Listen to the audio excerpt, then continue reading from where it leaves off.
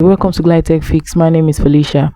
In today's video, I'll be sharing with you on how to install Summertime Saga. So the first step you have to take is to go to your browser, type in Summertime Saga. So right here, all you have to do is scroll gently. So you click on this first link here. Now you scroll gently, you're going to see download game. Click on it. Scroll gently. Now you're going to see the different versions that will have here. All you have to do is to click on a particular version of your choice. So you're going to see Android, you're going to see Windows, you're going to see Mac.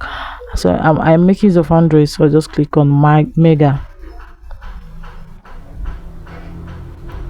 So from here, all you have to do here now is to click on save mega. By clicking on this download option close to it, you're going to see download option. You just click on it and allow it to download to your phone, then you install it.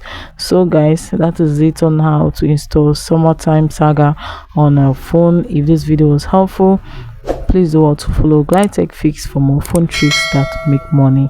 Thanks for watching.